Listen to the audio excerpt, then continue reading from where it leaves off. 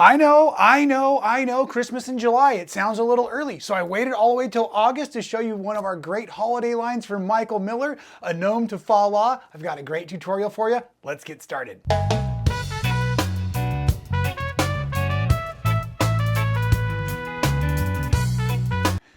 That is right, folks. Today we are going to do the peppermint twist and maybe a little mashed potato on the side. I don't even know what that means. At any rate, welcome everybody to another fun episode of Making It Fun. I am your host, Rob Appell from Michael Miller Fabrics. I have a blast over here on YouTube, usually once a week doing something fun in front of the video cameras and promoting our fabulous fabrics at Michael Miller and trying to support all of those wonderful quilt shops out there around the world. So again, hopefully all of you are staying safe, being creative, having a blast working with fabric. This is one of the fun fabrics that just started shipping, and I know I was joking about Christmas in July. This one went out midsummer as well, but we do like to have our fabrics for all of you holiday buffs that like to get a little early start on what's going on. And this was my personal favorite from the holiday collections we offered at Michael Miller this year, a gnome to FaLa. These guys are great. So let me just do a quick little show and tell on our board here as we get started. As we dive in, you can actually see right here's the project we're going to do, and let me actually step aside and show it to you on the design wall as well. Isn't that awesome with all the borders and everything? And that's what we're going to be focusing on there is those awesome peppermint or these cool zigzag borders that you see right here. I'm going to show you how to make those blocks in just a second. We have a beautiful big panel as you see now on the design wall over here. And then we've got some great coordinates. And one of the things I love about these is there's just a teeny splash of metallic in just the right places as you go through and you see this. So we'll be working with this fun stripe as well today. And the wonderful polka dot that looks like a snowball fight if you ask me.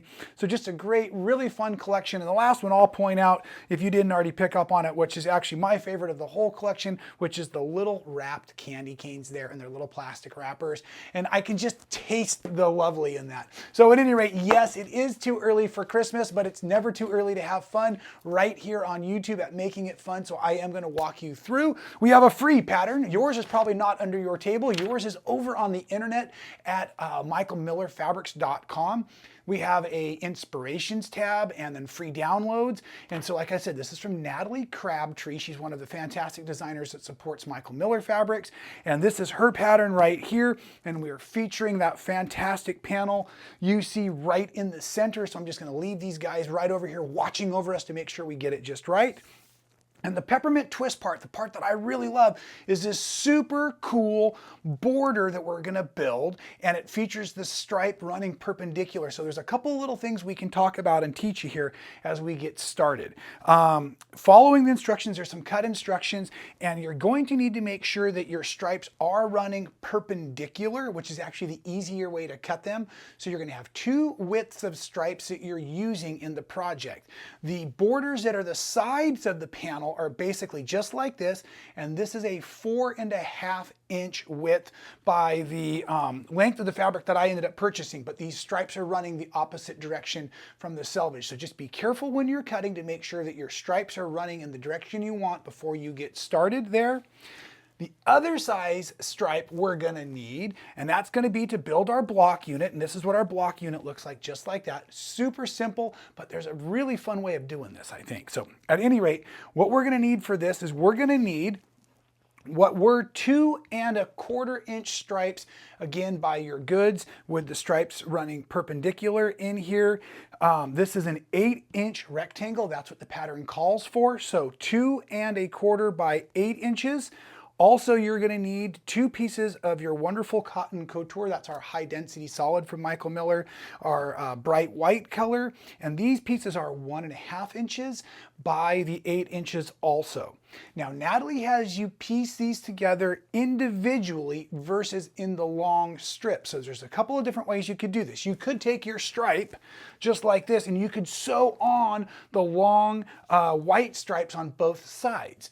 But when you do something like that, you often get a little bit more wave in your seam because you're doing such a long piece. You have more starts and stops on the machine, that kind of thing.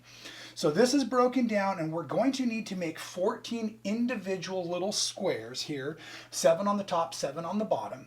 And I'm going to walk you through it just like Natalie does in the pattern, and it's really to help perform the nicest consistent looking seam allowances while you get started. And as I say that, I realize, hey, I better start the iron up over here so that it's ready for us after we get through with this next step. So block construction starts now, super easy. Hold on to your hats. Voila, I got mine. So we're going to go right sides together, so you find the right side of your solid. Let me know when that happens.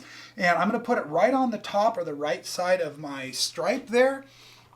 I'm going to come on over to my sewing machine. I'm going to drop my presser foot down, and I've got a nice 1/4 inch seam allowance. And I'm going to sew through at a nice medium pace, and I'm just using that presser foot edge guide to make sure everything stays really nice and accurate. Now, I did chain piece all of mine, because if you need 7 for the top and 7 for the bottom, you're going to need 28 total. No.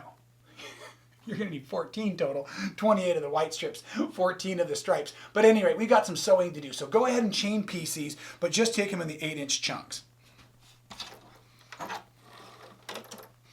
After you already have that one first side pieced on, I like to come back over to my iron, and what I want to do now is I want to press into the stripe. I don't want any of the seam to show through in the white fabric. So I'm going to put the white fabric down on my ironing board, and I'm going to use the hot iron here to now just go ahead and set that seam nice and straight.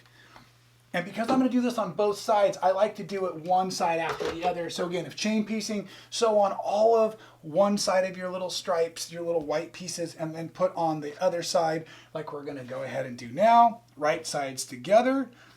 Super simple. Right back over to the sewing machine. We're going to be doing a little bit of trimming, so you don't have to be perfectly accurate at your start or stop at the top and bottom, but I do want your edges nice and clean along the sides.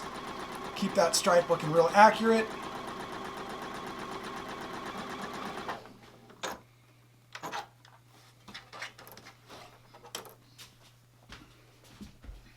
Now we're going to go ahead and press this one, and again, pressing back into the center stripe so we don't see the seam allowance. So putting my white fabric on the table, pressing over, as you see, just like this.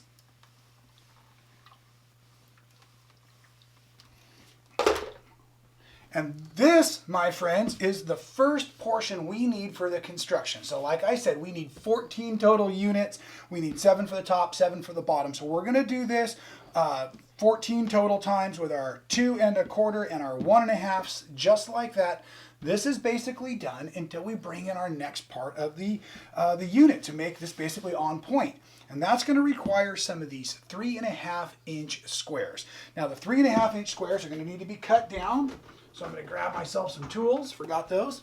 So we're going to now just cut these once on the diagonal. So you can cut them as a stack, you can cut them one at a time, whatever works for you.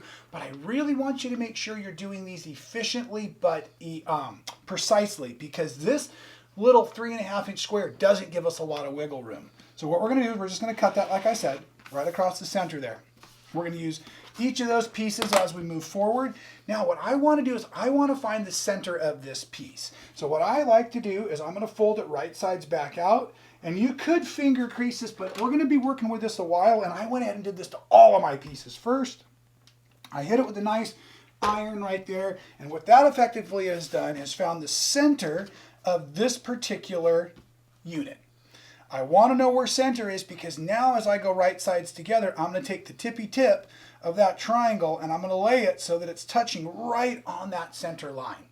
Like I said, I got ahead of us and I did the prep work to make the stripe already. And when we go to trim these down, we have barely enough room. So my next trick is, as I set this on here, I'm going to cheat this triangle, making the triangle effectively larger. I'm going to cheat my seam allowance a little bit. That's right, I'm just going to bring it in from the edge. I'm keeping it nice and parallel. My center point is still on my pressed line. And now that just gives me a little extra to work with as I come over here to my machine. So I'm still using a 1/4 inch, and now the 1/4 inch is on the white fabric. So I have less than 1/4 inch of the red triangle as it goes through. And I'm just going to sew on one side there.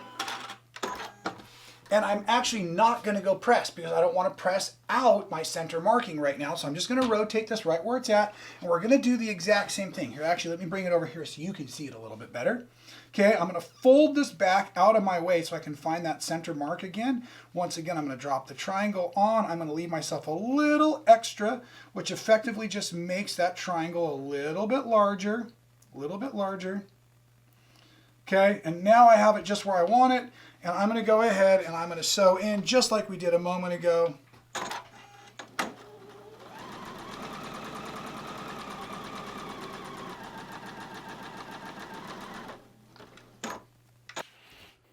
Okay, and after we've got both triangles on, again, we want to protect the beauty of our white cotton couture here. So now we're going to press into the triangle, and we're going to do that by sliding our iron right down the center like this as I flop over both sides of those little cool red snowball triangles there as we go. So this is now building out the whole unit for the block, and we basically have the construction done. We now need to go ahead and square this down to a 5.5 inch square. So I'm going to rotate it like this. This is why I wanted my points exactly opposite of each other, so it makes life a lot easier. Now I'm going to come in here and find on my ruler, and you can see if that's my 5.5 inch mark, I have very little excess to work with.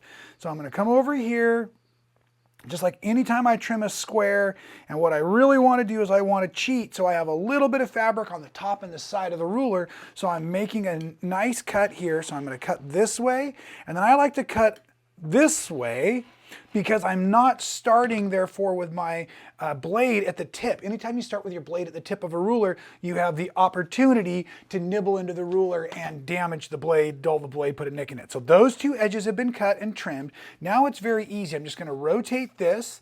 I'm going to find the corner at 5.5 and 5.5, so right down here.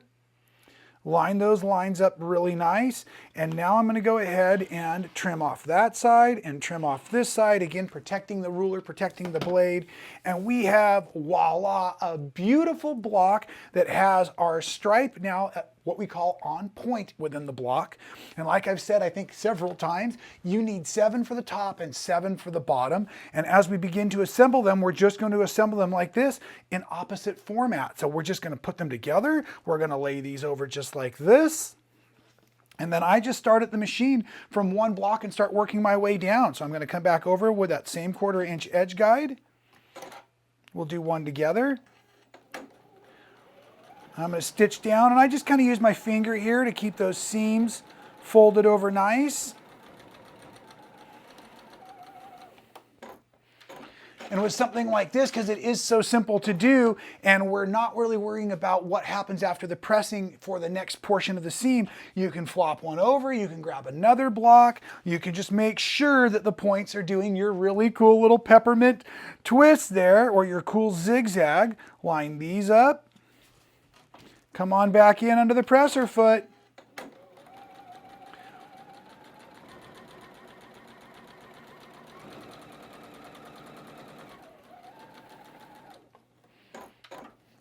And that's all you really need to know for making the awesome peppermint twist border that goes with our great gnome panel, the gnome to FaLa, the great little Christmas quilt, if you want to call it that, or just something great to hang in your yard in the winter so that all the snow gnomes come along and have fun with you.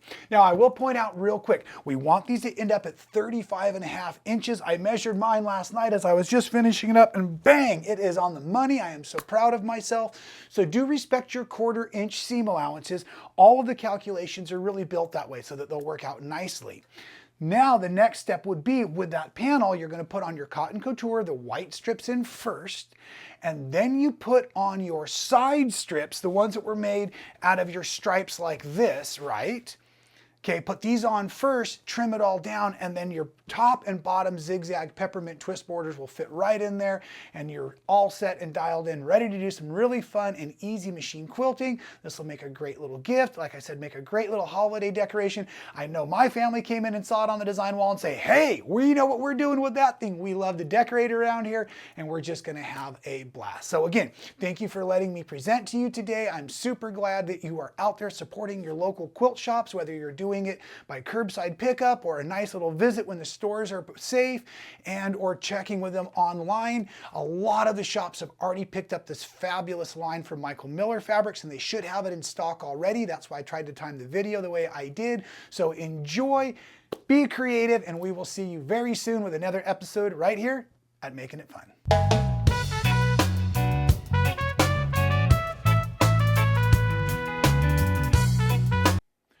I'm glad to see you're still there. Hey, if you insist on spending all day on YouTube, great with me. Please check out a few of my other videos. I think they're fantastic. Hit that subscribe button, hit the bell to be notified. We'll see you next time for another helping of fun.